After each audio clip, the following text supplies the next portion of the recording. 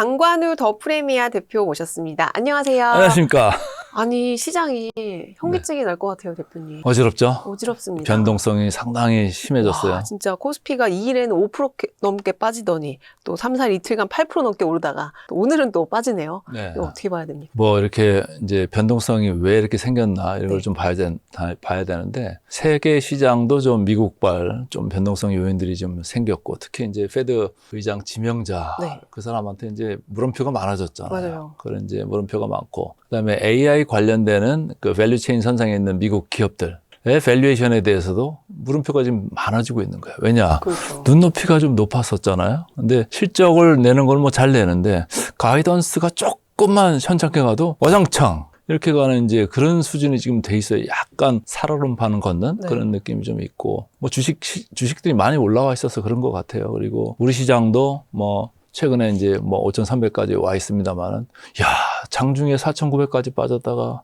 바로 또 백업 해가지고 5,300 그냥 뽑고 코스닥도 뭐 3,000위원회 네. 뭐 이런 거 한다고 그러니까 그냥 뭐 뒤도 안 돌아보고 달리고 네. 되게 그 늦게 들어온 사람들의 심리가 지금 많이 작용하고 있는 또 우리 시장도 있고 해가지고 네네. 상당히 변동성 요인이 여기저기서 지금 많이 생긴 것 같아요. 사실 지금도 이제 포모 때문에 뒤늦게 들어오시는 분들이 네. 상당히 많잖아요. 그렇죠. 신용잔고 보니까 엄청나더라고요. 사상 최대치를 찍고. 신용잔고가 지금 네. 뭐 그 코스피도 크지만 코스닥도 크잖아요. 네. 보니까 30조? 예, 이렇게 됐는데 처음으로 돌파했다고. 신용이 코스피가 20조, 코스닥이 10조예요. 네. 그런데 시가총액은 어느 정도인지 아세요? 시가총액은 코스닥이 코스피의 15%밖에 안 15%. 근데 신용잔고는 반이에요. 어떻게 봐줘야 돼요, 어떻게 해야 이거를? 되나요? 신용잔고가 너무 네. 높은 거 아닌가요? 그렇죠. 계속 높았어요. 그래서 증권사들이 이제 아예 이제 좀 이제 지금 빗장을 막고 걸어 있잖아요. 잠그고 있더라고요. 예, 네. 막고 있어가지고 조금 그런 이제 뭐라 그럴까요? 그런 관리를 좀 해야 되는 그런 국면에 들어가고 있다. 근데 또 외국인들은 또 팔아요. 네. 이거는 차익 실현으로 보는 저는 건가요? 우리나라가 비싸서 판다는 생각은 별로 안 해요. 뭐냐면 많이 올라왔잖아요. 네. 작년에 한 코스피 70, 코스닥은 반 올라왔고 금년 이번 뭐 이어투데이스로 연초 대비하면은 코스피가 벌써 어제 종가 기준으로 27%, 네. 코스닥이 24%예요. 네. 상당하지 않습니까? 그렇죠. 근데 같은 기간 동안 미국 거 보면은 뭐 0%에서 1% 왔다 갔다밖에 안 돼요. 우리 시장이 아주 이게 독주를 했잖아요. 그리고 우리가 언제부터 올라왔어요? 작년 뭐 5월, 6월 그렇죠. 이때부터 쭉 올라왔는데 네. 23년, 4년에 우리가 특히 24년에 전 세계에서 꼴찌했잖아요. 맞아요. 그래서 올라왔는데 얼마나 빨리 올라왔냐면 말이죠. 지난 23년부터 거꾸로 이제 지난 3년을 이렇게 계산을 해보면 대만도 이제는 추월해 버렸어요. 대만에 TSMC 있잖아요. 네. 근데 이번에 그 SK 하이닉스 실적 나왔지 않습니까? 네. 근데 분기 영업이익률 보셨어요? 네. 엄청나게 나왔잖아요. 깜짝 놀랐습니다. 우리가 뭐 네. 컨센서스 잘 봐서 53% 이렇게 봤던 건데 57%, 8% 근처로 갔고 네. 지금 26년 컨센서스 수치는 60% 중반대예요. 그 정도 되면 이제 뭐 엔비디아급으로 간 거예요. 그렇죠. TSMC도 넘어섰어요. 네, 네. 그래서 그런지 뭐 우리 코스피가 이제 대만 지수도 넘어가는 그런 성적을 거양을 했다. 그러니까 너무 많이 올라왔으니까 외국인들이 야, 좀 차익 좀 실현해야 되는 거 아니야. 그래서 외국인들은 제일 고점에서 실현 뭐 할 수는 없으니까 네. 선제적으로 팔고 또 후행하면서도 팔고 그런 지금 생각을 하는 것 같아요. 그래서 우리나라에서 돈 빼서 다른 나라로 가든지 아니면 최근에도 뭐 비트코인 빠지니까 뭐 금도 빠지고 은도 빠지고 그러면 뭐야? 마진콜 뭐 이런 그렇죠. 거 걱정도 있잖아요. 그렇죠. 그럼 그 돈 갖다 박으려면 어디서 빼야 돼요? ATM 기계. ATM 기계 있는 나라에서 빼야 되잖아요. 그거 어디예요? 우리나라잖아요. 예, 그래서 돈을 좀 빼는 그런 느낌이 좀 있다. 그런데 1월 달에 뭐 조금은 이제 플러스로 순매수를 한 느낌이 있었습니다만 2월 달에 들어서는 이제 본격적으로 좀 빼는 느낌이 나오고 있어요. 오늘도 뭐 장 초반에 벌써 뭐 상당히 빼지 않습니까? 근데 이게 좀 언제까지 갈까요? 결국에 외국인 자금이 사실 영향을 지수에도 미칠 텐데 이 차익 실현의 기간? 뭐 이걸 예측할 수는 없겠지만 기간은 작년 거 보면 작년 2월, 3월, 4월 계속 빠졌어요. 특히 4월 달에 아주 그 매도 절정이 한 번 있었고 또 쭉 다시 들어오다가 또 이제 가을 돼가지고 한번 11월 달에 엄청 우리 홍역을 겪었잖아요. 네네. 그때 뭐 블랙 프라이데이라고 해가지고 매주 금요일만 되면은 3주 연속으로 엄청 투드를 팼잖아요. 네. 근데 이제 어쨌든 작년 걸로만 보면은 2월, 3월, 4월이 조금 외국인의 매도세를 조금 조심해야 될 그런 이제 계절인 것 같습니다. 이거 아까 지나간 이제 수치를 이제 점검을 해드리면은 네네. 코스피가 27%예요. 그렇죠? 와, 1위. 네. 1월 시작해서 지금 며칠이나 거래됐어요. 거래일 수만 보면 30일이 안 됐죠. 그렇죠. 예. 근데 27%, 코스닥도 24%예요. 아, 코스닥은 3천 간다고 불질러 놓으니까 네. 엄청나게 튄 거예요. 그래서 저는 가는 데마다 코스닥 별로 안 좋게 얘기하거든요. 그렇죠. 예, 준비가 안 됐는데 네. 먼저 달린다 이런 생각으로 얘기했는데 어쨌든 달린 건 먼저 달렸어요. 근데 이 왼쪽 보세요. S&P하고 나스닥은 뭐 이게 전전일 종가 기준으로 네. 이렇게 했는데 오늘 거로 아침에 끝난 거로 보니까 저기 내려가 버렸어요. 그렇죠. 내려갔죠. 예, 0%에서 네. 뭐 마이너스 1% 뭐 이 정도 수준으로 내려가 버려가지고 야 우리나라가 많이 달린 거는 맞다. 외국인이 차익 실현 욕구가 나올 만도 한 그 정도로 가 있다 이런 거예요. 그런데 뭐 다행인 것은 필라델피아 반도체 지수가 그나마 조금 버텼는데 간밤에는 이제 마이크론하고 샌디스크가 네. 갑자기 폭락을 해가지고 조금 좀 우려되는 그런 느낌이 조금 있어요. 그것 때문에 오늘 삼성전자랑 하이닉스도 빠지고. 네.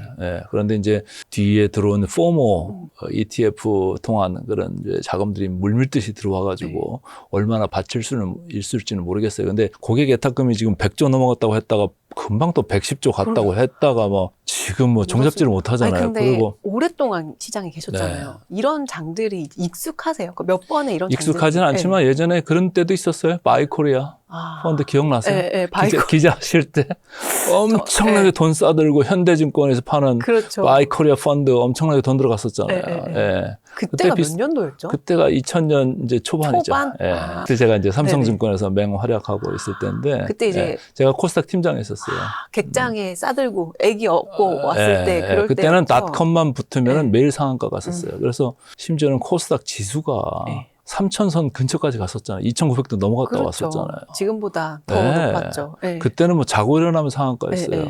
근데 최근에 그 정도는 아니지만 어쨌든 지수가 조금 많이 위로 뻗어 있다. 나중에 이제 우리가 밸류에이션 이런 것도 터치를 해드릴 텐데 PBR로 봐도 코스피보다 코스닥이 2배 이상 높고 맞아요. 이익은 특히 안 나잖아요. 거기가 코스닥 쪽이. 꿈을 먹고 사는. 꿈만 많이 먹고 그래서 PER로 보면 코스피보다 코스닥이 3배가 높고 아까 보셨잖아요. 신용이 반이에요, 반. 시가총액은 15%밖에 안 되는데. 그래서 이 코스닥을 어떻게 봐줘야 돼? 저는 좀 신용관리 해야 된다고 보는 거예요. 미수 하시는 것도 좀 자제를 하시고 좀 하셔야 되는 거 아닌가 이런 생각을 좀 해보고 싶고요. 아까 말씀드린 이제 대만 지난 3년간 저 수치를 보시면 이 빨간 거, 와, 이 작년 5월, 6월 이때부터 엄청나게 달렸잖아요. 그렇죠. 그래서 대만은 이 노란 건데 미리 앞서가고 있었는데 TSMC가 있었으니까 말이죠. 근데 우리는 헤매고 있었어요. 그러다가 한꺼번에 이렇게 캐치업을 했는데 더 많이 가서 앞질러 갔어. 대단합니다. 대단합니다. 거기 삼성전자 하이닉스가 있는데 이제 최근에 보면은 정치권에서 뭐 5천 가서 이렇게 아주 의기양양하고 있는 것 같은데 어제 그나마 청와대에서 이제 있었나요? 그 재벌 총수들. 다 불렀죠. 얘기하는 과정에 자기가 이제 운이 좋습니다. 이런 얘기를 했잖아요. 운이 좋은 거 맞는 것 같아요. 왜냐하면 상법 개정 1차, 2차, 이번에 3차 되겠습니다만은 그거 가지고 5천까지는 나는 어려웠다 이런 생각을 하는 거고 물론 잘한 거죠. 잘한 건데 그거 가지고 뭐 3천 넘고 3,500까지 오는 거는 저는 뭐 박수를 쳐줄 수 있다 이런 생각인 건데 결국은 3,500 넘어서 5천을 넘고 5,300까지 가는 건 결국은 삼성전자, SK 하이닉스가 이익을 저렇게 폭발적으로 벌어내고 있기 때문에 가능한 거지. 진짜 그것도 절해야 돼요. 큰 절해야 돼요. 정말 운이 좋았죠. 운이 좋죠. 뭐 정책적으로도 운이 좋죠. 받쳐주긴 했지만 타이밍상으로 아주 좋았고 거기에다가 기업들이 그렇게 운 좋게 쫙 뽑아주니까 이렇게 상당히 5천이 이제 만만해 보였는지 일부에서 코스피도 5천 간다고 했으니까 5천 갔으니까 코스닥도 3천 한번 불러보자. 지방선거도 있고 한데 그런 생각으로 이제 한 것 같은데 제가 볼 때는 쉽지 않다. 코스피하고는 동네가 다르다. 너무 많잖아요. 또 코스닥 회사가 1,500 회사가 넘어요. 와, 근데 그걸 정리를 좀 안 해놓고 이게 갈 수 있을까요? 저는 그렇게 긍정적으로 보지 않습니다. 뭐 지금 또 상장 폐지하는 뭐 그런 또 뭐 TF도 만들고 하는데 정리한다고. 코스닥이 뭐 3,000닥은 사실 쉽지 않겠습니다만 어쨌든 좀 시장이 정화가 되려면 어떤 조건들이 좀 필요하다고 보세요? 코스닥은? 빨리빨리 내보내요. 그리고 좋은 회사들이 빨리빨리 들어올 수 있게 해줘야죠. 진입 장벽은 상당히 낮추고 퇴출은 신속하게 원 스트라이크 아웃제 를 생각해야 될 정도로 아주 지금 그 물을 흐려놓는 그런 기업들이 많아요. 연명하고 있는 좀비 기업들 진짜 빨리빨리 보내야 됩니다. 그렇죠. 맨날 주가만 신경 써요. 왜? 주가 올려가지고 돈 당기려고. 그럼 맨날 건물 사고 시설 투자만 하고 연구개발 투자 안 하고 뭐 이런 거잖아요. 그러니까 제가 볼 때는 그런 거는 별로 좋지 않다. 이런 생각을 하고 있습니다. 여기 지금 신용잔고 아까 말씀드렸습니다만은 네. 신용잔고가 최근에 늘어난 절대 금액으로 보면 여기가 훨씬 많이 늘어났죠. 그럼 코스피가. 어쨌든 절대 규모는 그렇습니다만은 상대적인 거로 봤을 때는 코스닥이 높은 거예요. 시총 자체가 규모가 좀 엄청난 높은 차이가 거예요. 나는데. 예, 시총 자체가 15%밖에 안 되는데 네. 절반이나 여기 신용이 가 있다고 높은 겁니다. 근데 이제 최근에 우리 시장을 이렇게 끌고 오는 거는 이거죠, 뭐. 결국은 EPS 증가율이 엄청나다. 그럼요. 자고를 나면은 자체니까. 추정치를 계속 올려요. 맞아요. 자고를 하면 올려요. 전 매일 그거를 업데이트 하는데 네. 매일 올라가. 어떻게 된 게? 그러니까 그게 지금 근데 코스피가 결국에는 삼성전자 하이닉스로 네. 받쳐서 올라가는 그렇죠. 건데 JP모간이 코스피를 7,500까지도 이제 전망을 네, 내놨더라고요. 어떻게 보세요? 코스피는 아니, 어디까지 갈 수 이제 있을까요? 멀티플을 계산을 하고 네. 그 여러 가지 제방 가정을 갖다 투입을 하면 뭐 6,500, 7,000 뭐 긍정적으로 보는 사람은 가정치를 뭐 좋은 걸로 놓고 넣으면 그런 숫자가 네. 나올 수도 있는 거고 좀 이제 뭐라고 할까요? 현실적으로 뭐 어느 정도 할인을 해서 보고 싶어 하는 사람은 그 정도가 안 나오는 거고 그런 거예요. 그래서 그거를 뭐 반드시 100% 갈 거다 이렇게 생각할 필요는 없죠. 그럼 그저까지 뭐 7,500 내기 전에는 뭐 하고 있었어요? 그 주가 지수 올라올 동안은 뭐 하고 갔다고 이제 와서 이제 또 7,500 얘기하는 건데 네. 올라갈수록 그 정도로 예상을 리포트를 낼 정도로 삼성전자 하이닉스의 이익이 많이 올라가고 있는 거예요. 우리 시장에 지금 ROE라는 게 있습니다. 자기자본 이익률이죠. 그게 우리가 작년 말 제가 이제 K 증시 혁명이라는 책을 네. 낼 때 그 리포트를 보시면 아시겠습니다만은 그때 우리 컨센서스는 26년이 10% 들똥말똥했어요. 그렇죠. 그래서 제가 선행 PBR 1.3배 근처까지 갈 수 있다 이런 생각을 했던 사람인데 그 중간에 ROE가 얼마나 큰 드라마틱한 변화가 있었냐면 10%도 관당하던 그런 예상치가 지금 네. 15%를 넘어. 엄청나지 않습니까? 엄청난 거예요, 이거는. 야, 26년에 그래서 코스피의 영업이익 증가율이요. 전생 1등입니다. 엄청나게 늘어나고 있어요. 이거 수치를 하나 보여드리고 네. 갈게요. 코스피의 영업이익 추정치 26년 올라가는 게요. 장난이 아닙니다. 와. 이거 보세요. 26년이 92%예요. 네. 저게 뭐 단일 종목도 아니고 코스피 코스피. 전체가 저 삼성전자 하이닉스가 거기 네. 영향이 크죠. 많이, 삼성전자 하이닉스가 뭐 200% 이상 네. 올라가니까 말이죠. 200% 이상 올라가요. 그 시총 1위, 2위 하는 회사들이. 근데 27년에도 13% 정도는 오른다. 네. 저게 뭐냐면은 26년에 영업이익 증가 모멘텀 자체는 역대급이다라는 얘기. 엄청나게 늘어나는 거예요. 근데 그걸 누가 끌고 가냐? 얘들이 끌고 가는 거예요. 삼성전자하고 하이닉스. 저 보시죠. 파란 게 삼성전자잖아요. 네. 금년에 이제 급기야는 컨센서스가 166조. 여기까지 올라간다고 이렇게 보고 있고 하이닉스도 142조. 이거 두 개 더해보세요. 네. 300조가 300조 넘어가죠. 300조 시대가 열렸어요. 내년에는 뭐 500조 뭐 이런 얘기. 내년에도 조금 더 네. 올라가는 걸로 여기 잡아있죠. 184조 그리고 하이닉스는 158조 이렇게 잡아놨는데 어쨌든 지금 최고조로 지금 올라가는 이런 이제 모멘텀이다 이렇게 보시면 돼요. 근데 정말 밸류에이션을 어느 정도로 예측을 해야 될지를 모르겠어요. 삼성전자 하이닉스는. 그러니까 네. 매일매일 모델을 갖다가 수정하고 올리고 해야지 어제 나왔던 밸류에이션은 또 옛날 밸류에이션이 돼버리는 정도로 그렇게 지금 급박하게 돌아가는 거예요. 근데 그 또 밸류에이션과 또 주가는 또 약간 선행해서 움직이기도 하고 다르죠. 네, 다르잖아요. 왜냐면 이제 영업이익이 이제 올라가는 건 맞죠. 근데 이제 분기 영업이익이 SS 상향 제가 이렇게 써놨는데 앞에 S는 삼성전자 S고 뒤에 S는 SK 하이닉스 S예요. 26년 1분기죠. 네. 이렇게 늘어나는 게 계속 늘어나요. 절대값은 늘어나죠. 네. 그죠? 절대값은 이렇게 늘어나는 게 맞아요. 그리고 뭐 4분기 가면 조금 정체하죠. 3분기 대비해서는. 그죠? 근데 전년 동기 대비를 한번 보시죠. 전년 동기 대비를 보시면 1분기, 2분기가 삼성전자가 피크예요. 그죠? 그렇죠. 전년 동기 대비 네. 550% 내외. 네. 이렇게 늘어나요. 그다음부터는 증가율이 감속되는 거예요. 증가율이 더뎌지는 거죠. 더뎌져 내려가는 거예요. 증가는 해. 근데 감속되는 거죠. 그래도 뭐 355, 뭐 137 이러면 뭐 증가는 하는 거니까 엄청난 상당한 증가율이죠. 거예요. 네. 사실은. 근데 하이닉스는 1분기가 320%, 2분기가 280%. 그러니까 주가는 뭘 보고 가요? 절대 이익 보고 이제 투자하는 분도 계시지만 이 모멘텀을 보고 하는 모멘텀 네. 투자자도 우리나라에 너무 많지 않습니까? 불나방처럼. 네. 네. 그래서 요거가 이제 피크아웃 하는 게 1분기, 2분기에서는 1분기, 2분기. 진짜로 그 확실하게 이제 정점을 찍을 거다라는 게 애널리스트 컨센서스예요. 제 숫자가 아니고. 상반기까지는. 근데 그러니까 언제든지 엑시트할 수 있는 이런 거는 있는데 근데 엑시트해서 근데 또 뭘 살 거예요? 그렇죠. 그 문제예요. 왜냐? 지금 포머들이 돈 넘어오고 있잖아요. 포머들을 넘어오는 돈들이 몇 퍼센트 수익률이었어요? 뭐 2%, 3% 그렇죠. 예금에 넣어놔봤자 네. 그거잖아요. 근데 여기 삼성전자나 SK 하이닉스는 삼성전자가 ROE가 아까 20%가 넘어가요. 하이닉스는 이제 50%, 60% 막 불러요. 네, 네. 없어서 못 파는. 네. 네. 그래서 분기 영업 이 모멘텀 자체는 주는 게 맞는데 그렇다고 해서 뭐, 야, 그 2, 3%또 예금으로 돌아갈 거야? 그건 아니잖아. 라는 이제 제 메시지인 거고 변동성을 조심하자는 얘기지 회사가 나빠진다는 얘기가 아니잖아요. 펀더멘털이 아무리 좋아도 외국인이 갖다 파는데 뭐 그게 수급이 펀더멘털에 우선하잖아요. 그죠? 그러니까 상당히 조금 그런 변동성을 좀 조심할 필요가 있는 거고 아까 우리 ROE 얘기도 했습니다만 삼성전자 SK 하이닉스를 볼 때 ROE가 뭐 20%고 5, 60%고 이런 얘기고 시장으로 볼 때는 아까 얘기한 대로 15%가 넘어가는 그런 분위기니까 포머한 분들은 넘어오는 게 당연한 거예요. 근데 너무 늦었다라는 거예요. 제가 작년에 어떻게요? 제가 K증시혁명 책 낸 지가 그게 벌써, 작년 예, 하반기에 1년이 다 나왔죠. 돼가고요. 네. 책을 쓰기 시작한 거는 뭐 5월 뭐 이때부터 썼으니까 말이죠. 그리고 그 진작에 24년 말, 25년 초부터 우리 시장 3천 갑니다라고 2,300, 400에서 제가 소리 질렀어요. 목이 터져라 외치셨죠. 네.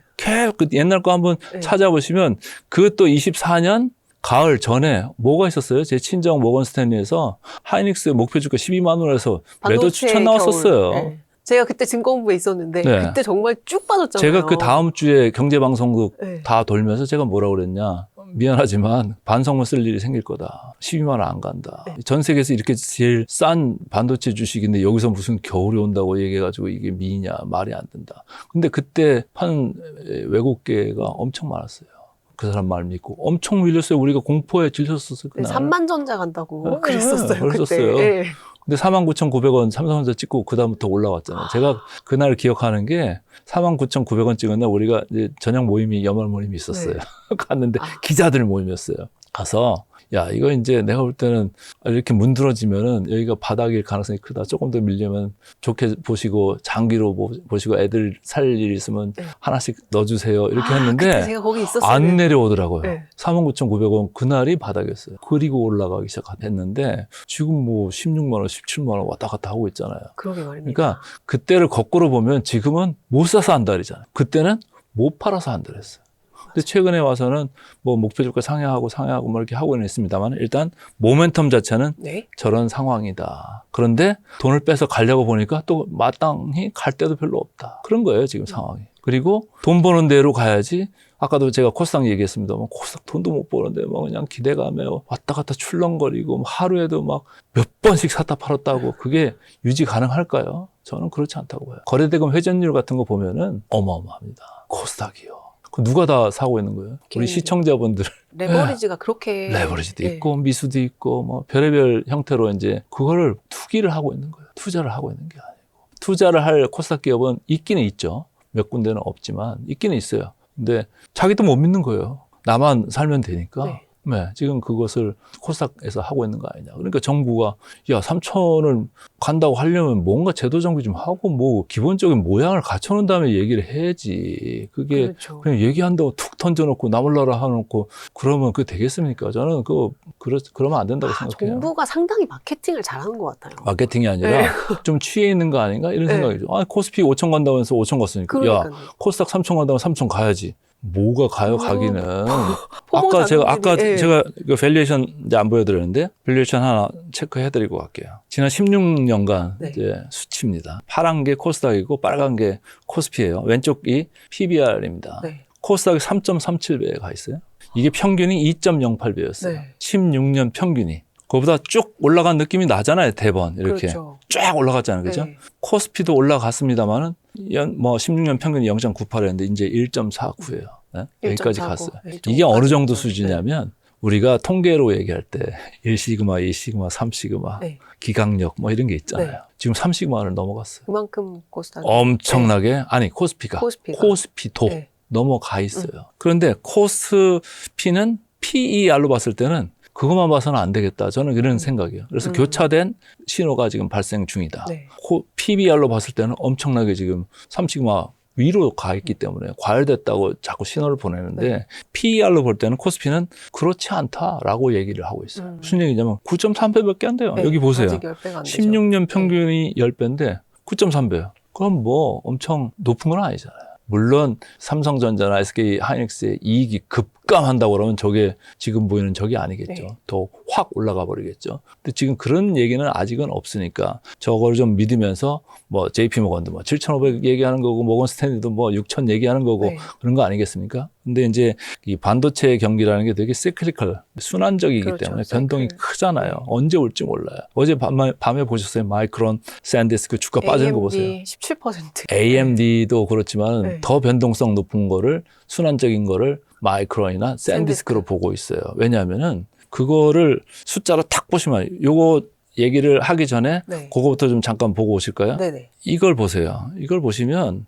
왜 시장에서 이 메모리 주식들을 어떻게 지금 봐주냐. 이게 아주 상징적이죠. 보세요. 이 큰 기업들은 네. 20배 중반에서 30배. 언저리잖아요. 그렇죠. 메모리 이쪽은 어때요? 절반도 안 하잖아요. 네. 미국에서도 이래요. 미국에서. 왜? 너무 순환적이야. 사이클을 타니까. 네. 야, 절반만 봐줘. 이런 거예요. 우리도 마찬가지. 하이닉스 보세요. 5.5배예요. 그러면 엄청 싸잖아요. 맞아요. 그죠? 그래서 요새 외국인들이 하이닉스 어떻게 사야 되는 거냐고 막 네. 이런 데서 커뮤니티에서 네. 물어보고 네. 그런다더라고요. 근데 5.5배면 와, 그럼 사야 되잖아요. 외국인들 어떻게 하고 있어요? 팔고 있잖아요. 아직이 아니라 팔고 있어요. 네. 그래서 메모리 주식을 이제 밸류에이션을 봐줄 때는 절대적인 것만 너무 봐서는 안 된다. 이 순환적인 거를 항상 머리에 놓고 봐야 된다. 몇 년 전까지는 하이닉스 어디 있었어요? 영업 이익이 있었어요? 완전 적자에서 했어요. 몇 년 안 됐어요. 요새 너무 올라가니까 잠시 까먹죠. 예, 까먹네요. 까먹게 돼요. 예, 이게 시클리컬, 네. 되게 시클리컬하다는 걸 까먹어요. 네. 어쨌든 시장에서는 상당히 미국에서도 반 이하로 평가절하해서 이 회사들을 대하고 있다라는 거예요. 그러니까 우리도 너무 이게 지금 뭐 여기 있으니까 이게 뭐 20배 가야 돼. 뭐 이런 사람도 있더라고요. 계속 취해요. 네. 네. 근데 20배를 가려면요. 갈 수는 있어요. 어떻게 하면 가죠? 배당 성향을 훨씬 올려야 돼요. 그게 우리가 교과서적인 투자론이나 그런 데서 재무론이나 이런 데서 나오는 공식에 그냥 넣어보면 알아요. 배당 성향을 높이지 않으면은 PER이라는 게 많이 올라갈 수가 없어요. 우리나라 지금 배당 성향 가지고는 힘듭니다. 특히 SK 하이닉스는 뭐 배당이 뭐 있었어요? 별로 없었어요. 아니, 저까지 돈 번 적이 작년에 이제 좀 많이 번 거고 그전에는 할 수도 있지 않을까요? 없어요.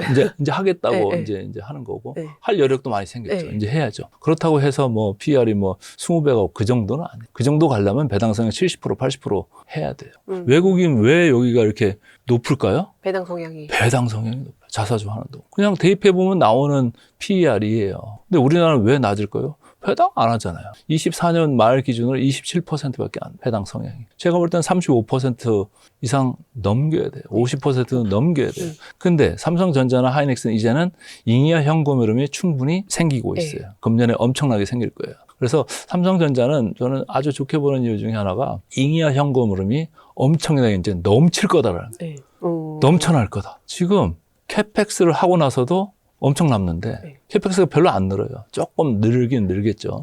그렇게 많이 늘진 않더라고요. 그렇게 많이 늘진 않죠. 근데 남는 거는 다 남는 돈이잖아요. 남는 돈 가지고 해외 가서 M&A를 사든지 아니 뭐 자사주를 사든지 배당을 많이 주든지 그거 할 거예요. 삼성전자가 우리나라 1위 기업이라 내가 좋아라 하는 것도 아니고 제가 전직 삼성증권 출신이라 좋게 얘기하는 것도 아니고 아니 지금 앞장서서 주주환원 쪽에서 뭐 상징적으로 잘하고 있잖아요. 맞아요. 어떻게 보면은 매년 뭐 자사주 매입소가 한 3% 정도 하는 거 아니에요? 그 상장 주식수에 그 정도 하고 있고 배당 수익률도 보면은 뭐 연간으로 보면 뭐 2% 3% 이 정도씩 하니까 얼마나 그 정도면 뭐 근데 더 할 수도 있는 거예요. 애플 보세요. 엄청나게 하잖아요. 그렇죠. 이게 뭐 이익이 올라가서 주가가 올라가는 것도 있겠지만 자사주 매입수가고 주가 받치고 올리고 막 그러는 거잖아요. 그래서 우리나라도 그럴 여력이 지금 생기고 있다. 그래서 앞으로는 이 삼성전자나 SK 하이닉스의 어닝스 사이클, 이익이 좋아지는 사이클 이것도 중요하지만 플러스 해가지고 잉여 현금으로 가지고 남는 돈 가지고 주가를 어떻게 부양을 하고 바칠 거냐, 주주님들을 위해서 어떻게 잘할 거냐를 봐줄 필요가 있는 거예요. 그 부분 주주환원 이쪽을 잘 봐야지 이제 향후 주가 상승의 방향 충분히 더 올라갈 수도 있다. 차고 넘치는 정도의 잉여 현금 흐름이 계속 발생할 거다. 거예요. 왜? 시설 투자가 그 정도로 늘어나지 않는다. 근데 사실 삼성전자와 SK하이닉스가 이렇게 밀려 올라간 게 결국에는 AI 때문이잖아요. 네. 근데 이제 미국에서도 뭐 간밤에 구글도 또 실적 발표를 했습니다만 이 AI 자본 지출 계속 늘어나고 있고 투자자들은 여전히 이거에 대해서 좀 혼란스러운 거품론이 계속 나오고 있는데 이 대표님이 보실 때는 이 AI의 어떤 큰 흐름이 언제까지? 그러니까 이거예요. 네. 이제 아까도 지나가면서 언뜻 얘기를 했습니다만 이 AI 관련되는 회사들의 밸류에이션들이 높잖아요. 네. 뭐예요? 눈높이가 높다는 기대감이 크다라는 또, 얘기죠. 그러니까 조금만 이상하면 이렇게 되는 거예요. 네. 그리고 요거 보세요. 영업이익률로 봤을 때 이제는 하이닉스가 금년에 68%까지 영업이익 컨센서스예요. 말도 안 되는 영업이익률 아닙니까? 네? 68%. 자, 이거 누가 사가요? 엔비디아가 엔비디아가 사가고 사가죠. 또 뭐 다른 이제 네, 구글도 구글도 사가고 사가고. 뭐 사갈 거 아니에요. 네. 그죠? 그다음에 PC 업체들도 사가죠. 핸드폰 업체들도 사가죠. 그 사람들이 사갈 때 우와 잘했네요. 뭐 가격 100% 올려줘서 아주 참 잘했습니다. 이럴까요? 와 이거 큰일 났네. 이거 가격 정가 어떻게 하지? 핸드폰 가격 당장에 올려야 되는데 PC 노트북 가격 계속 올려야 되는데 이거 이렇게 올려가지고 잘 팔릴까? 그러면 어때요? 좀 발주를 좀 덜 내지 않을까요? 이런 것도 또 좀. 오는 거예요. 네. 안 팔릴 건데 많이 만들면 어떻게 해요? 재고 부담 생길 거 아니에요. 그런 게 또 있을 수도 있겠다. 많이 올라가는 게 반드시 좋은 건 아니다. 이런 얘기고 지금 여기 68% 제가 이렇게 써놨습니다만은 네. 어디까지 더 올라갈까요? 68%에서 영업이익률이 드러나 봤어요. 나는 엔비디아 말고 제조업체에서 68%? 저 처음 봐요. TSMC도 이 정도 아니에요. 50% 중반대예요. 이렇게 올라갈 수가 있을까? 이걸 가격을 다 더 받아준다고? 쉽지 않은 거예요. 그걸 보세요. 26년에 제가 녹색으로 이렇게 표현했는데 네. 27년에는 애널리스트들이 제 수치가 아닙니다. 27년은 영업이익률이 빠진다고 돼 있죠. 그죠? 그러네요. 26년이 네. 피크고 27년이 그거보다는 밀려내려. 왜? 경쟁이 들어오니까. 우리가 세상이요. 이런 거예요. 제가 만약에 떡볶이집을 냈어요. 엄청 장사가 잘 돼요. 그럼 어떻게 해요? 옆집에 떡볶이집이 또 생겨요. 생기죠. 모든 게 그런 겁니다. 근데 반도체는 아직 그런 거는 없죠. 왜? 딱 과점, 진입점이 상당히 네. 높잖아요. 근데 중국 애들이 따라오고 있는 데가 한 군데 있잖아요. CXMT. 그리고 마이크론 미국 정부가 이제 막 밀어주고 있고 거기가 끈끈해가지고 반도체 만약에 관세 100% 때린다. 뭐 25% 때린다. 라고 했을 때는 마이크론 거부터 사겠죠. 그렇죠? 예. 그래서 그런 것 때문에 좀 밸류에이션의 프리미엄이 좀 있을 수도 있는 건데 우리가 여기서부터 이익률을 얼마나 더 올릴 수가 있을까 이런 생각이에요. 우리가 현대차 최근에 실적 나왔습니다만 생각보다 줄었잖아요. 좋지 않죠. 그 여파가 뭐라고 그랬어요? 관세. 관세. 근데 여기서 만약에 더 25%로 관세율을 갖다 올린다라고 하면 추가적으로 현대차, 기아 통합해서 한 3조에서 4조 정도 더 마이너스 영업이익이 줄어드는 효과가 네. 발생한다. 라고 그러잖아요. 맞아요. 현대차가 금년에 영업이익 추정치가 얼마입니까? 13조입니다. 기아차는 10조예요. 그 전체 23조에서 한 3, 4조가 주는 상당히 많이 주는 거죠. 상당히 네. 많이 주는. 근데 여기도 마찬가지죠. 마이크론 거 많이 쓰고 여기 거 좀 덜 쓰고 그러면 조금 여파가 있을 수도 있겠죠. 혹시라도 관세를 부과한다고 하면은. 그래서 저는 68% 아주 좋아요. 되게 더 이상 좋을 수가 없잖아요. 근데 이제 외국인들이 먼저 파는 입장에서는 그래, 뭐 좀 더 올라갈 수 있겠지. 그래서 선제적으로 줄이는 거 아니겠느냐. 이런 생각을 좀 하는 거예요. 지금 사실은 그 외국인 지분율만 보면은 안 줄여도 돼요. 뭐 이렇게 높은 것도 아니에요, 사실은. 근데 저렇게 왜 이렇게 줄일까 저는 이제 생각을 하는 건데 왼쪽에 삼성전자하고 SK 하이닉스의 외국인 지분율이에요. 여기 박스로 제가 이렇게 놨는데 네. 두 회사 다 줄이고 있어요, 최근에. 내려오는 게 보이시죠? 네. 근데 거기만 줄이는 게 아니에요. 여기 현대차 보세요. 현대차도 엄청나게 줄이고 있어요. 그러네요. 저거 누가 다 사고 있어요? 개인들이 개인들이 다 사고 있죠. 그럼 개인들하고 지금 일합을 겨루고 있는 거예요. 근데 이거 언제 많이 본 것 같지 않아요? 우리 코로나 때 막 올라가지고 삼성전자 막 올라갈 때 외인들하고 한 달 이상 싸웠을걸요? 그래서 결국은 무너졌잖아요. 그때는 이제 이익이 받쳐주지를 못했으니까. 그냥 간다로만 이제 가서 이제 무너졌던 건데, 이번은 그 정도는 아닐 거예요. 이번엔 이익이 보러 내니까. 외국인들 나간다고 뭐 주가가 꼭 빠지나요? 현대차 저렇게 외국인 나간다고 주가 빠졌나요? 그렇지 않잖아요. 오히려 올라갔잖아요. 50만 원을 계속 넘나들고 있어요. 오히려 노조가 좀 문제면 문제지. 그렇죠. 외국인은 별 문제가 아니에요. 니들 파냐? 알았다. 우리가 받아줄게. 우리는 더 좋게 봐. 이거잖아요. 개인들의 힘이 점점 세지고 있어요. 세졌죠. 네. 아니, 힘만 세진 게 아니에요. 자금만 세진 게 아니고 집단지성. 아니, 지금 Y스트릿이 구독자가 몇 명이세요? 그렇죠. 이제 곧 90만입니다. 아니, 그분들이 Y스트릿만 보시나요? 다른 것들도 엄청나게 보세요. 하루 종일 보세요. 네. 뭐예요? 공부하잖아요. 그런 분들이 지금 부지기수예요. 최근에 돈 넘어오는 분들은 보기는 봤는데 예금만 많이 했던 분들. 그래서 앞에서 산전, 수전, 공중전 다 겪었던 개미 투자자들은 지금 모여서 뭉쳐서 집단지성을 하고 있어요. 보세요. 지난번에 폭락할 때 누가 샀어요? 개인들이. 그 다음날 폭등할 때 누가 팔았어요? 개인들이 개인들이 팔았어요. 하루 만에 8%, 10%씩. 와, 그거 보면서. 근데 이제 그걸 사고 싶어서 사는 게 아니고 팔고 싶어서 파는 게 아니죠. 외국인들이 막 갖다 던지면 누가 사요? 그럼 매수 주체가 누가 남아있어요? 개인밖에 없잖아요. 네. 억지 춘향으로 사는 거고. 그 다음날 보니까 외국인들이 엄청 샀잖아요. 그 개인들은 이게 팔릴까 그랬는데 막 팔려 나가는 거예요. 그 자기가 팔고 싶은 생각도 있었으니까 주문을 냈겠지만은 그렇죠. 외국인의 반대 방향에 항상 서 있기 때문에 외국인이 팔 때 개인들은 사게 돼 있어요. 그러니까 사는 건지 사짐을 당하는 건지는 몰라도 또 파는 건지 팔아짐을 당하는 건지는 몰라도 항상 그렇게 가게 돼 있어요. 근데 그 집단지성을 깔볼 필요가 없다. 대단하다. 대단한 거죠. 대단한 게 거예요. 아니고 엄청나게. 근데 최근에 또 아까 얘기했던 ETF로 코스닥을 밀고 들어왔잖아요. 며칠을 줄창 ETF가 들고 막 샀어요. 누가 팔았게요? 제일 많이? 그게? 개인들이 많이 팔았어요. 뒤에 ETF로 들어온 개인들은 예금 포모자들. 쪽에서 넘어온 아. 포모 개미들이고 이쪽에 반대쪽에서 개인들이 엄청 팔았다고 그랬잖아요. 그 개미들은 산전 수전 이제 왔나?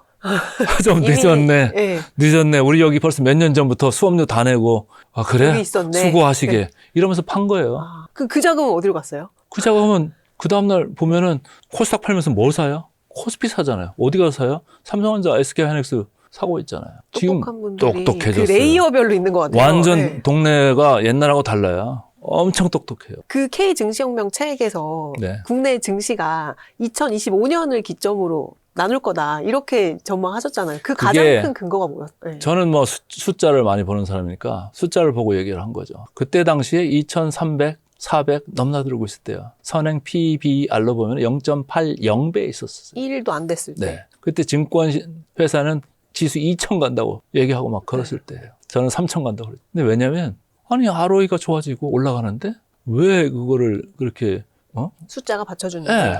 왜 그렇게 볼 필요가 뭐 있냐. 나는 PBR 무조건 1.0은 넘어갈 거다. 우리나라가 너무 수십 년 동안 디스카운트 시대에 있었는데 프리미엄으로 들어갈 거다. 프리미엄 시대가 열릴 거다. 그 책의 부제가 그래서 25년 이전과 이후로 나뉜다잖아요. 네. 이전까지만은 뭐예요? 코리아 디스카운트의 시대예요. 25년 중반 이후부터는 뭐예요? 코리아 프리미엄 시대예요. 지금 아까 우리가 밸류에이션을 제가 보여드렸습니다만은 완벽하게 프리미엄 시대로 들어와 있어요. 이거 보세요. 제가 금방 뭐 했어요? 1.0을 넘어가고 1.3까지 갈 네. 거다 이런 얘기를 했는데 지금 1.49, 1.5 왔다 갔다 하고 있어요. 얼마나 프리미엄이 좋아졌습니까? 끝내주지 않아요? 그럼 그때도 저게 보였던 거예요? 저런 숫자들이? 안 보였죠. 네. 이게 안 보였죠. 왜 안 보였냐? 그때 1년 전에는 삼성전자 하이닉스가 이 정도까지 이익이 올라오리라고는 아무도 몰랐죠. 네, 몰랐어요. 전 세계에 있는 사람이 아무도 네. 몰랐죠. 근데 그거 없이도 그냥 ROE 자체가 10%를 추정을 하고 있었어요. 시장 컨센서스가. 저는 제가 추정하는 게 아니고 시장에서 본 거를 보면서 저는 그걸 이제 해석해 주는데 그때 당시 그것만 가지고도 올라갈 수가 있겠더라. 그냥 산수적으로 대입만 해봐도 나오는 문제인데 그런 걸 안 하더라고요. 그래서 내가 리서치 쪽으로 다시 돌아가서 좀 지도를 해야 되나 이런 생각도 했었는데 어쨌든 지금은 네. 완벽하게 프리미엄 시대로 들어와 있는데 그럼 저게 프리미엄이 왕창 깨질 거냐? 아니에요. 아까 말씀드렸잖아요. ROE가 계속 올라가요. 자고로 남은 이익 추정이 상향되네. 계속 올라가요. 그래서 아까 보여드렸잖아요. 삼성전자, SK하이닉스의 300조 시대. 합산 영업이익 300조 시대가 열렸다. 그럼 전 또 궁금해 하시는 분들이 지금 서학개미들이 갈팡질팡 하시는 분들이 많거든요. 저는 서학개미를 네. 작년부터 얘기했어요. 제 책 그 부제 말고도 제일 끝에 목차 보시면 네. 돌아와라 국장으로 이런 이제 페이지가 있어요. 이미 저는 작년부터 돌아오라고 그랬어요. 왜 돌아오냐? 한국이 24년에 꼴찌했다. 근데 미국은 23년, 4년 엄청 달렸다. 이렇게 달렸는데 25년에 또 그렇게 달린다고? 나는 그렇게 믿고 싶지 않다. 왜? 이미 나스닥, S&P는 비싼 영역이다. 올라가봤자 10% 내외. 뭐 그 정도 있지 않겠냐 이런 생각을 했어요. 거기에 플러스 해가지고 그때 당시에 저는 환율이 너무 높다. 그때 1,400, 그때도 80원, 90원 이럴 때예요. 나는 이게 1,400원 깨고 내려갈 수도 있겠다. 이런 생각을 했던 사람입니다. 그래서 환율도 깨질 거고 주식 시장 자체 수익률도 한국보다 현찮을 건데 왜 거기 가서 있느냐. 돌아와라 국장으로. 그때는 국장이라는 말을 많이 썼잖아요. 네. 지금도 국장이라는 말을 쓰죠. 저는 국장이라는 말을 싫어합니다. 어감이 별로 안 좋잖아요. 국장. 그래서 제가 K 증시 혁명이라는데 네. K가 생긴 게 이렇게 위로 올라가는 네. 것도 있고 밑으로 가는 것도 있어요. 세상이 지금 다 K자 경제로 가고 맞아요. 있어요. 좋아지는 거 어디예요? 반도체, 방산, 조선, 전력인프라. 이쪽을 우리가 제일 잘하는 나라잖아요. 전 세계에서. 트럼프 때문에. 그렇죠. 중국 막아주니까. 네. 좋잖아요. 밑으로 가는 이제 업종도 소비재. 있겠습니다만은 나는 국장보다는 K 증시가 K증시. 맞다라는 생각이에요. 그래서 우리가 뭐 K-팝 뭐 얘기하잖아요. 자랑스럽게. K-푸드. K-뷰티. 예. 네. 우리나라 시장 지금 전 세계 작년에 1등 했잖아요. 그래서 제가 책 내서 1등 한 게 아니고, 뭐 기업들이 이제 밤낮으로 열심히 연구 개발하고, 잘 이제 전략 쌓고, 정부에서 또 정책으로 밀어주고 하니까 이제 저렇게 간 건데, 아주 다행이었다고 생각해요. 이제는 완벽하게 코리아 프리미엄 시대로 들어왔다. 그래서 모건 스탠리가 6,000, JP 모건이 7,500 얘기하는 게, 거기서 얘기하는 그런 거예요. PBR이 지금 저 보이는 1.49배가 아니고 1.5를 넘어서 1.6, 1.7 갈 거다라고 얘기하는 거랑 똑같은 얘기예요. 그럼 이제 K 증시도 장기 투자를 할 수 있을까요? 그게 이제 네. 우리가 이익이 그러면 이게 순환적이냐 아니냐 그거에 이제 문제인 것 같아요. 결국 시클리컬이냐 아니냐. 예. 이걸 프리미엄을 계속 유지를 하려면 아까 내가 계속 몇십 분 동안 얘기한 ROE가 유지되어야 돼요. 얘가 좀 안 좋을 때 다른 게 좀 받쳐주고. 다른 경우는 네. 뭘까요? 주주 환원. 차사주를 소각해서 주수를 줄여주면 이익이 조금 현찮아져도 주가를 부양할 수가 있잖아요. 배당을 많이 주면 아까 제가 배당 성향 얘기하면 네. PER이 올라간다고 그랬잖아요. PER을 올릴 수 있는 거. 그럼 배당 많이 해주고. 그런 거예요. 그런 거를 적극적으로 하라고 하는 게 뭐예요? 상법이잖아요. 잘 될 것 같아요. 잘 되게 해야죠. 네, 잘 되게 네. 해야죠. 현대차 얘기를 조금 더 여쭤보면 현대차가 지금 뭐 약간 주춤하고 있습니다만 1월 달에 엄청나게 또 국내 증시를 끌어올린 네. 또 주 요인이었잖아요. 근데 현대차를 이제 로봇 기업으로 봐야 된다. 뭐 이런 이제 개인들의 이제 어떤 열망이 있는데 현대차는 좀 자동차주는 어떻게 보세요? 저는 뭐 당연히 그렇게 이제 긍정적으로 생각을 열어놓고 봐야 된다 이런 사람입니다. 최근에 이제 목표가 올리는 거 보면 삼성전자나 하이닉스 올리는 것보다는 좀 굼뜨게 올려요. 아직도 옛날 생각하는 에너지가 좀 일부 남아있는 것 같은데. 그렇다고 해서 그럼 현대차가 엄청 비싸냐? 뭐 PER이 뭐 20배, 30배 가냐? 안 그래요. 다른 로봇주들을 보세요.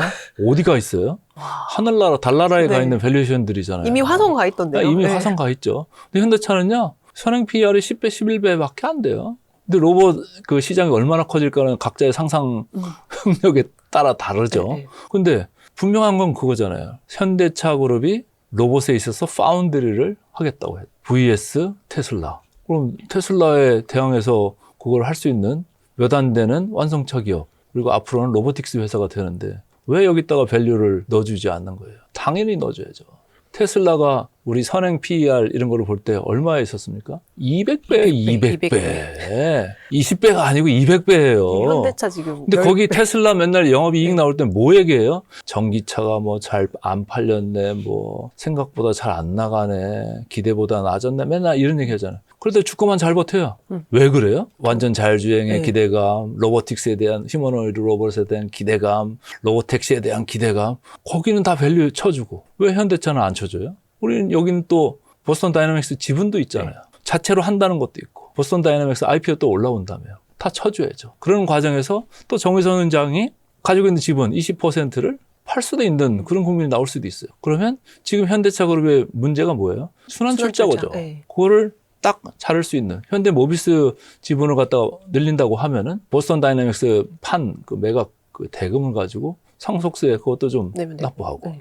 현대 모비스 지분도 좀 납부하고 그러면은 더 나이스하게 바뀌어버리잖아요. 현대차 그룹 지배구조 지배구조가. 자체도. 네. 그리고 현대차 배당도. 네.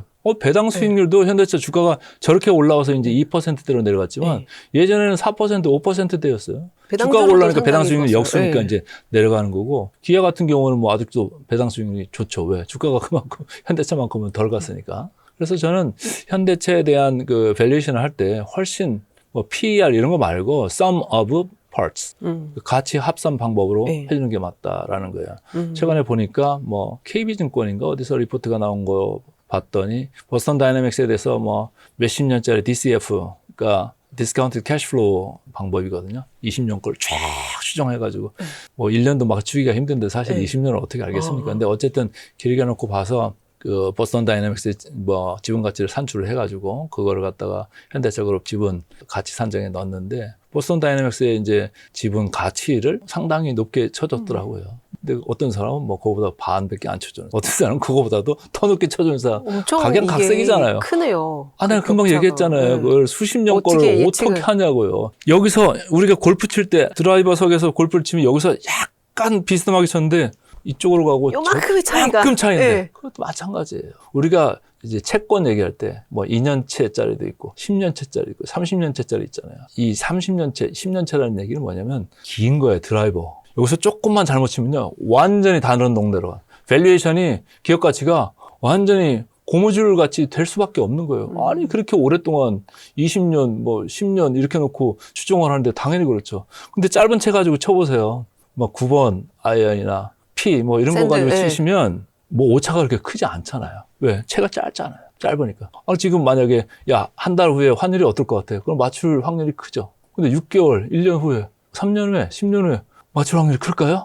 쉽지 않아요. 그러니까 뭘 해야 돼요? 또 거기에서 나온 가치를 가지고 할인을 해서 봐줄 필요가 있는 거죠. 그래서 그게 기업 가치가 그거다라고 해도 그걸 고지 들을 수가 없는 거예요. 그거보다 더 클 수도 있는 거고 더 작을 수도 있는 거고 모르는 거예요. 사실은. 시장에서 어느 정도로 인정을 해줄 거냐인데 제가 딱 간단히 얘기하면 그런 밸류를 너무 안 봐주고 있다라는 거예요. 더 적극적으로 봐줄 필요가 있겠다라는 거예요. 로보틱스 주가들 날아간 거 보세요. 여기서 잠깐 프라이스 투 세일즈라는 거예요. 저희가 아직 매출도 별로 없고 신생 기업이고 뭐 이런 회사들을 볼 때 보는 척도예요. 우리가 PER, 뭐 PBR 이런 것만 안 보고 매출 대비해서도 봐요. 매출 대비. 네. 근데 여기 보세요. 여기도 이제 코스닥이 이렇게 쭉 떴네요. 여기 평균이 프라이스 테일즈 1.57이었어요. 아무래도 이제 초기 기업들이 많으니까 매출이 아직 덜 나온 상태에서 보니까 그죠? 좀 많이 쳐주는 경향이 있죠. 근데 지금 2.7배로 쭉 올라와 있잖아요. 코스닥이 2.7배인 거죠. 코스닥이 2.7배. 근데 코스피는 성숙 기업들이 많으니까 그죠?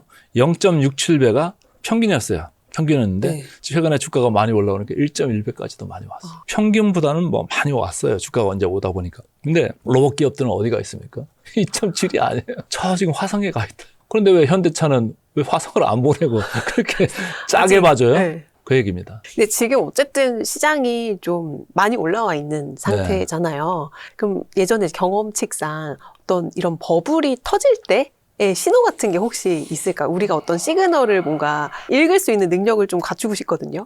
그래 뭐 저도 그랬으면 좋겠습니다. 알면은 참 좋지요. 근데 이제 중간중간에 이제 시그널들이 나와요. 제가 말씀드리고 싶은 게 요런 차트인데 이게 이제 우리나라에서 이제 보는 변동성 지표잖아요. 네. 미국에서 시장에 보는 건 대표적인 게 빅스라는 게 있고 우리나라는 이제 요거에 있는데 보면은 최근에 주가는 올랐는데 변동성도 같이 올랐어요. 못 믿겠다는 거 아니겠어요, 이거? 저 맨 끝에 있는 저거 말하는 거죠? 이거예요, 이거. 50.7까지 이렇게 변동성 지표가 우리도 올랐다라는 거예요. 이 investing.com에 들어가시면 치면 나옵니다. 근데 아니 주가가 올라가는데 뭐 변동성 지표가 왜 올라가요? 미국은 만약에 주가가 쭉 올라간다 그럼 빅스가 15 내외에서 진동밖에 안 해요. 변동성 지표가 20, 25 지난번에 막 주가 빠질 때 보면 변동성 지표가 엄청 올라가요. 그건 뭐예요? 주가가 빠진다는 거예요. 위험하게 느낀다는 거예요. 변동성 지표 미국은 30일 앞에 어떻게 될 거냐. 움직일 것 같다. 그럼 뭐예요? 여기 보호장치를 많이 걸어놓잖아요. 이거에 대해서 반대로 많이 걸어놔요. 그러면 변동성 지표가 좀 올라가죠. 근데 우리는 주가가 올라가는데 변동성 지표가 같이 올라가. 희한하죠. 뭐예요? 불안한데? 불안한 상승? 불안한데? 불안한 상승. 최근에 포모가 돈 들어와가지고 이게 너무 밀어 올리는 거 아니야? 뭐 이런 느낌? 그리고 변동성이 실제로 커졌잖아요. 아까 무슨 삼성전자, 하이닉스가 무슨 개별 주식도 아니고 뭐 하루에 거의 10% 가까이 빠졌다가 그 다음날 또 바로 백업하고 이게 뭐 본 적이 없는 이런 느낌이에요. 이런 멀쩡한 때 평상시에. 그걸 좀 그 변동성 지표로 지금 발현되고 있다. 정상은 아니다. 정상은 아니죠. 이게 정상입니까? 여기에 있어야 돼요, 여기. 이런 수준에 있어야 된다니까요. 여기가 있잖아요. 보통 때 지금 2배가 변동성 지표가 커져 있는 거예요. 변동성이 커져 있어요. 그러니까 요새 잠 못 이루는 분들이 많을걸요. 미국 장 보다가 괜찮았다고 보니까 막 왕창 빠져 있고 어느 날은 왕창 빠질 것 같아. 그런데 일어나면 괜찮고 계속 되고 있는데 미국발 아까 이제 우리가 이제 오늘 얘기 처음 시작할 때 미국에서 지금 물음표가 크게 두 개가 있다. 하나는 연준 의장 지명자가 매파냐 비둘기 파냐 그것도 잘 모르겠고 근데 확실한 거는 연준의 대차 대조표를 줄인다는 얘기죠. 유동성을 줄인다. 저소지에 물을 뺀다는 얘기. 저소지에 물 빼는데 수도꼭지만 열어놓으면 뭐합니까? 수도꼭지는 단기금리 인하인데 그럼 뭐예요? 장기금리나 이 유동성은 점점 빠지는 그런 거 보면 성장률이 좋아요, 안 좋아요? 안 좋죠. 안 좋죠. 그리고 AI 뭐 실적들 지금 나오고 있습니다만은 실적은 잘 나오는데 가이던스가 좀 괜찮은 데가 나와. 맞아요. 그죠? 그러니까 우와 우리는 선행 PER로 뭐 25배, 35배 이 선으로 봐주고 있었는데 이거 미치지를 못할 것 같네? 이러니까 또 저렇게 흔들거리고 그런 게 있는 거예요. 그런데 우리 시장은 지수는 많이 올라가고는 있습니다만은 변동성에는 주의하자. 그러니까 이런 때는 누가 이깁니까? 안 후달리는 사람이 이겨요. 후달리는 사람은 누구예요? 레버리지 많이 쓴 사람, 신용 많이 한 사람, 미수 많이 한 사람. 이미 증권사들은 신용이 목에 차가지고 거의 이제 신용받기 쉽지 않을걸요? 맞아요. 30조까지 와가지고. 다 제한을 걸어놨을 거예요. 그래서 이제 별로 없을 거예요. 그럼 이제 누가 사요? ETF에서 들어오는 포모 자금만 기다려야 돼요. ETF 자금 엄청 늘었어요. 엄청 늘어나고 있죠. 왜? 부동산 저렇게 막아버리고 부동산 쪽 매물이 저렇게 급증한다면서요. 그거 어떡할 거예요? 그럼 그 자금들 이쪽으로 오겠죠. 그래서 제가 책에서 작년에 이미 큰 판이 변화한다. 패러다임 시프트가 발생할 거다라고 제가 목차에서 크게 잡아 썼어요. 뭐라고 했냐면 가계 자산에 있어서 부동산 비중이 너무 높다. 거의 70%, 예. 65%. 예. 미국을 봐라. 우리 자본시장 쪽으로 넘어와야지. 너무 당연한 건데 넘어올 거다. 왜? 아니 기업들의 ROE가 10%가 넘어갈 건데 당연히 거기 뭐 2, 3% 가지고 되겠냐.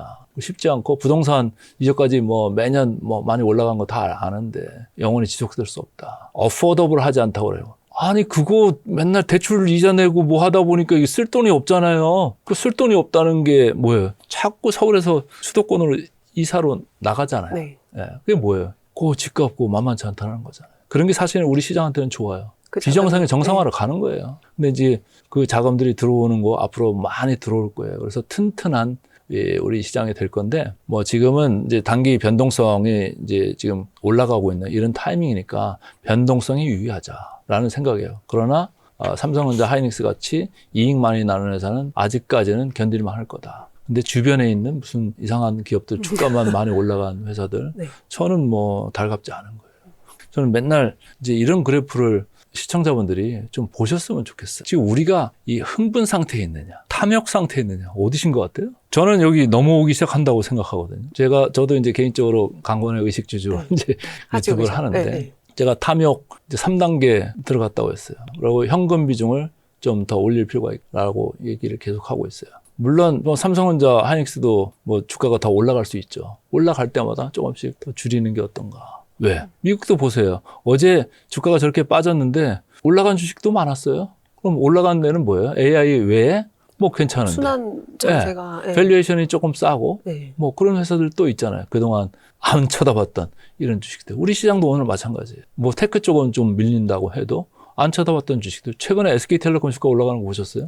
뭐예요? 네. 안 쳐다봤던 통신주들이. 네. 방어주잖아요. 대표적인 방어주. 경기 방어주들. 네. 그런 거죠. 그런 쪽으로. 그리고 밸류에이션 좀 낮은 거, 탄탄한 거. 뭐 6배, 7배짜리 아직도 찾아보면 많습니다. 근데 거기서 상법 이제 1차, 2차, 3차 했는데 움직일 수 있는 회사들. 지금 강제하고 있잖아요. PBR 0.8배 이하 주가 누르기 방지법. 뭐 그거에 해당할 수 있는 회사들 찾아보시면 나올 거고. 그리고 자산주 최근에 엄청 뛰고 있잖아요. 제 이제 유튜브에서도 자산주를 한번 특집으로 한 적이 있어요. 근데 뭐 올라가는 거로만 보면은 뭐 천일고속이 됐든 동양고속이 됐든 대성산업이 됐든 많이 올라가는데 제가 볼 때 거기서의 대장은 신세계라고 그랬어요. 아니 강남 고속터미널 거기 지분이 제일 많잖아요. 그리고 이게 자산 가격만 뛰면 뭐예요?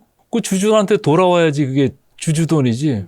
아니 주주한테 돈 줄 생각 안 하는 회사들의 주식을 뭐하러 사요? 근데 신세계는 주주 환원이 가능할 수 있는 회사잖아요. 그죠?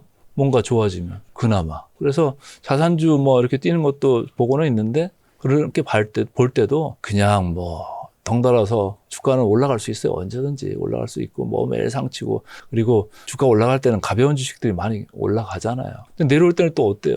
훅 내려오죠. 훅 내려오잖아요. 번지 점프로 내려오잖아요. 근데 이제 신세계 같은 데는 광남 고속터미널에 대한 지분도 제일 크고 그리고 주주 환원이나 뭐 여기로도 갈 가능성이 등 떠밀려 가든 뭐 어쨌든 할 가능성이 있다라고 보면 괜찮죠. 다만 이제 최근에 주가도 여기도 이제 많이 올라왔으니까 슬금슬금 많이 올라왔어요.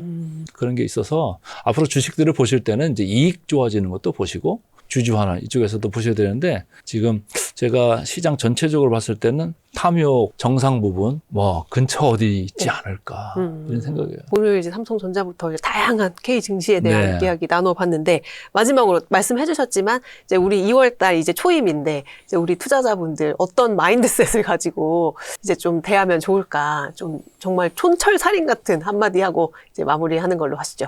저는 이런 거예요. 항상 이제 투자를 하실 때 보면 기대 수익률하고 위험 이걸 항상 견주어 봐야 된다. 지금 주가가 5,300까지 오지 않았습니까? 네. 그럼 기대 수익률은 더 높아졌을까요? 더 줄어들었을까요? 저는 점점 줄고 줄고 있다고 있죠. 생각해요. 당연히 줄죠. 근데 변동성이 높아진다는 건 뭐예요?